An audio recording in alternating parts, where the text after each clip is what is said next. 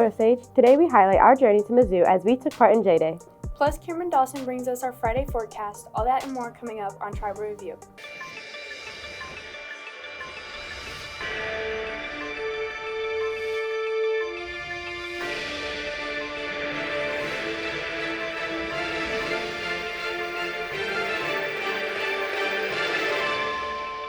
Hey Fort, welcome back to Tribal Review. I'm Hannah Johnson. And I'm Kaylin Parker. Today is Friday, March 28, 2025, and here's what you need to know at Fordo. Florida State traveled to the University of Missouri Wednesday the 26th to take part in J-Day. A full list of winners is still to come, but out of the on-site competitions, Hannah McAuliffe was awarded All-Missourian for the photography competition, while Florida State was awarded an Excellence for the involvement in the broadcast journalism contest.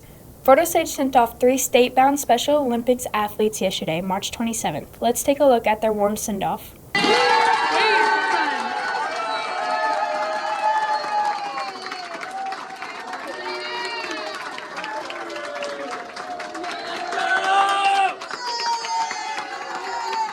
Good luck to all the athletes competing. Now to our weather segment. Cameron, how are things looking with the forecast this weekend?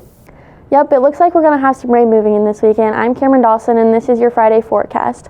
This morning it was 48 degrees and sunny, and then this afternoon we have a high of 79, but it will be a little bit windy. Later on this evening it's going to be 78 degrees, and it's going to be cloudy. This weekend we're going to have a high of 77 on Saturday, but it will be raining, and a low of 59. The high for Sunday is 64 degrees, and the low is 42, and once again we will have rain. On Monday, it's going to be a little bit colder. It's going to be 51 degrees, and the low is going to be 38, and we will still have its clouds. That's your Friday forecast. I'm Cameron Dawson. Back to you guys at the desk. Thanks, Cameron. It really looks like the spring weather is starting to come in. Definitely is. Florida State Broadcasting, Mass Media, and Yearbook traveled to Columbia to take part in J-Day. Tribal Review reporters Nick Ryan and Brady Keith recap all the action. Sports is one area where data rains down from the sky. Photo Stage's journalism department attended MU's 5th year of J-Day. Such professors as Matt Waits' class, where he applies the sports analytical data within sports.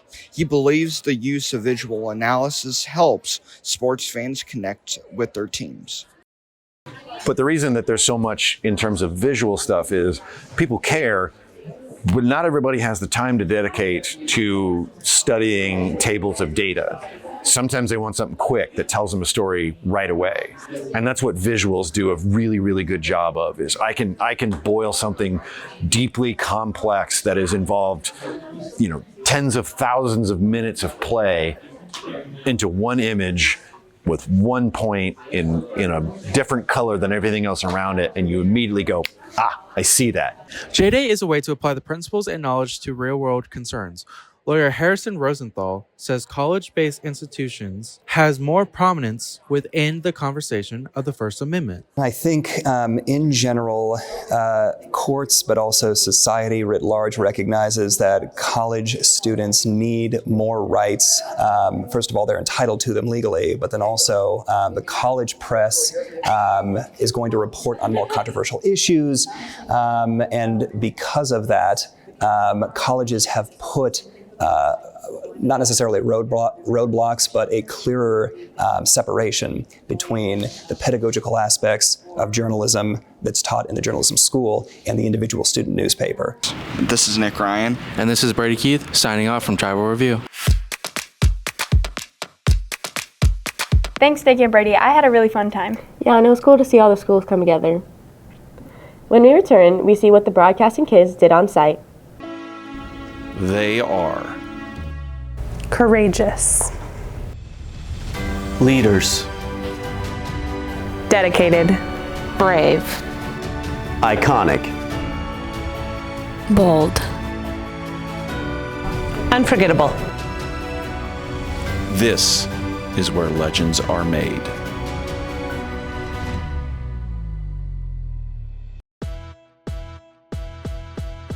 Rudy Bear's Brazilian Jiu-Jitsu is a mixed martial arts gym located in the historic Westport district of Kansas City, Missouri.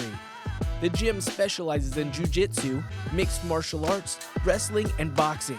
They even offer classes for kids. Sessions start as early as 6 a.m. Monday through Saturday and are taught by professional mixed martial arts fighter and black belt Rudy Bears. Your first class is free. If interested, sign up at rbjjmma.com today. Welcome back to Tribal Review. Our students competed in an on-site competition, finishing with an excellence rating. Let's see what they came up with on a strict deadline. Today, at J-Day 2025, Eli Hoff was the keynote speaker. We explore with him why asking is there anything else at the end of an interview is the most important thing. Yeah, so that's advice that I got from other people when I was in high school and college and learning how to do journalism. And it's something where when I first heard it, I thought that's kind of silly. Like, why would you ask that at the end of an interview? I thought it could compromise your standing as the interviewer. Like, well, that makes you sound kind of dumb that you don't know anything or you're just asking them that question. And then I started trying it and just sliding into the end of every interview. And now I do it in 98% of the interviews I do because it just gets results. I've been consistently amazed by how often the best quote in a given story comes from that. So that's how it came to be. Eli Hoff believes researching and caring about the interviewee helps the source become more open and honest with their answers. Jonathan Hall expresses that Eli's message is an impactful tool to the journalism community. I think that's great. I tell my own students that a lot of times you get the best stories that way. Is there anything else you would like to add to this interview? Anything else you'd like to tell us? Sometimes that gives the person, you've already gone through kind of a laundry list of questions, and it gives them an opportunity to maybe tell you something that you weren't necessarily looking for, but actually might turn into a better story. Hoff is convinced the most important aspect of journalism is putting yourself out there, being curious, and asking the questions you need to know. A couple Parkview High School students think that Eli's statement helps in any situation as a journalist. I believe learning the other perspective is a big deal when it comes to journalism. It's always good to get more information. And sometimes people miss out on some questions. They do not ask every question. Asking for additional information will give the person, the narrator, some time to think and consider details he's missed, maybe not considered before. I also think that it just makes the whole thing less transactional and more like personal to them by asking what they think. You also get an opportunity to get a great quote out of them, so. After speaking to multiple sources about asking if there's anything else after an interview, I've been able to define the importance of just every aspect of an interview. I'm Hannah Johnson signing off for Fort Osage High School. It was a pretty good pack. Some might say it was excellent. Hey Max, spring sports are starting their seasons. That's right, I'll have all the sports scores and highlights plus more after the break.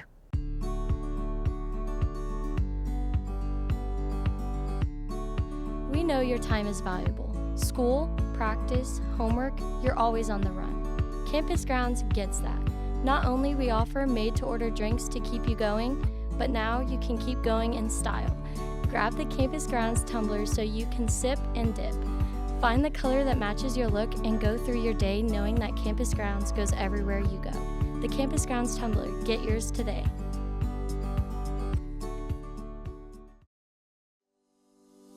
Fort Osage's Parent Education Program helps to establish positive partnerships between home, school, and the community, and plays a vital role in supporting families and children from the very beginning towards school readiness. A trained parent educator provides personal visits with families to promote early learning, knowledge, and understanding of important developmental milestones. Periodic screenings increase parents' understanding of their children's developmental progress, as well as inform them of any possible delays. Early intervention for identified concerns help improve school readiness for young children. This program is a free program offered by the Fort Osage School District. Requirements are: families must reside in the Fort Osage School District, and families must be expecting a child or have one or more children under the age of 5. If you or anyone you know are interested, please call 816-650-7490 to enroll today.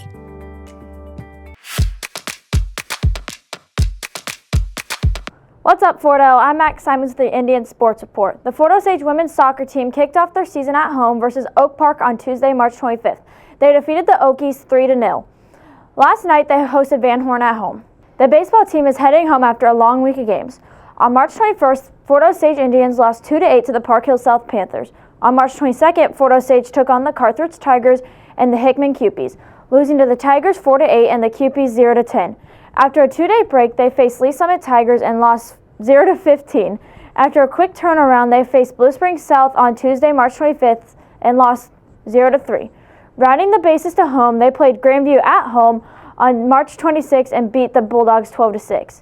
The track team will be heading to Ray Peck today to compete in the Bob Thorpe Invitational Meet. The men's golf team teed off with their first tournament, placing 7th out of 14 teams. Jordan Davis and Isaiah Parton both finished in the top 15 to earn a medal. Well, that's it for the Indian Sports Report. I'm Max Simons. Hannah and Kaylin will have more news after the break. What's a Friday night without the lights? What is a teacher without students? What's a community without support? What's a team without fans?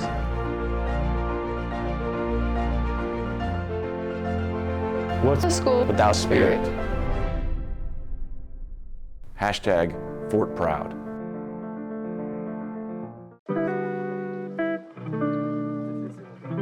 Tammy Sue's is a community-based upcycle mercantile shop on 309 South Hudson Street, Buckner, Missouri. This is the perfect community-based place to get all the decor and accessories you could ever want. Tammy Sue's has a wide variety of items for yourself, home, gifts, and others. Tammy Sue's includes soaps, earrings, outside decor, inside decor, flowers, and much more. All these unique items come at an affordable price just for you. Tammy Sue's also offers a variety of make and take classes.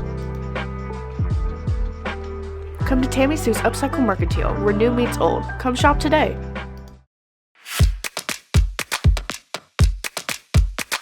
Welcome back, Fort Osage.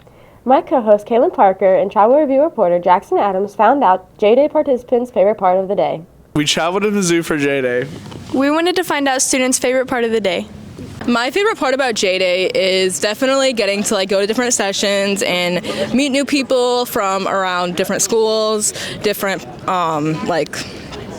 leaders for the sessions, and just getting stuff to take back to my class. I think it's just being able to walk around the campus, get some food, meet new people, and learning all the new things I can.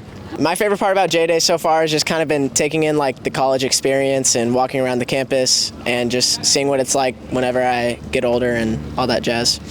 My favorite part about J-Day is seeing the campus and walking around the campus, just getting to know it better, because I want to go to Mizzou, so seeing it, getting used to it is a lot of fun. Walking around, visiting the Taco Bell, getting a Baja Blast and 3 Doritos Locos Tacos, but also it's very informative. My favorite part about J-Day is getting to walk around and see Mizzou's campus, and then also getting to talk to a lot of professionals and learn more about journalism. My favorite part about J-Day is the fact that you can choose what speakers you want to see and what topics they talk about, and I think that makes it a personalized experience, and you can really learn a lot when you get to choose. My favorite part about J-Day is listening to all the speakers and taking in all their great advice and learning from them. My favorite part about J-Day was being able to walk around campus and go to all the sessions. My favorite part of the day was the competition in the subway. My favorite part of the day was also the competition. This is Kaylin Parker, Jackson Adams, reporting for Tribal Review. Thanks, Kaylin and Jackson. Fun fact, we had to edit that on the bus. Fort Osage High School is hosting a blood drive on Wednesday, April 2nd from 8 a.m. to 1 p.m. Sign up at savealifenow.org/group and use code LO. Join Fort Osage Project Grad tomorrow, March 29th from 10 a.m. to 4 p.m. for the spring vendor event. There will be vendors, food trucks, a photo booth, baked goods, and much more. Speech and Debate has 5 state qualifiers: Supa Yates in humorous interpretation, Sophia Milner in storytelling, Kendra Moore in extemporaneous, Kira Esch in poetry, and Braden Banasic in international extemporaneous. Good luck to everyone competing. It's time for our Attic Treasure this week. Librarian Lindsay Thompson helps us get lost in another good book. This week's Attic Treasures is Enigma Girls by Candace Fleming. This is the story of a group of teenage girls that helped win World War II.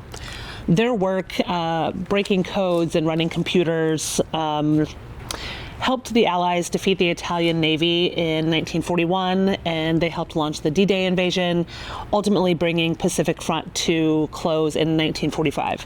This book is incredible, and it details the work of these girls who are teenagers at the time. And it is full of pictures and interviews and diagrams. And if you like a little bit of history and you like reading about teenage heroes, you'll love the Enigma Girls. As always, if you're looking for more news and information about Fort Osage High School, you can always find additional coverage at fohssignal.net. There you will find stories about the students and activities of the school, so check it out today. Well, that's it for today's show. I'm Kaylin Parker. I'm Max Simons. I'm Cameron Dawson. And I'm Hannah Johnson. Thanks for joining us today. Be sure to tune in next week.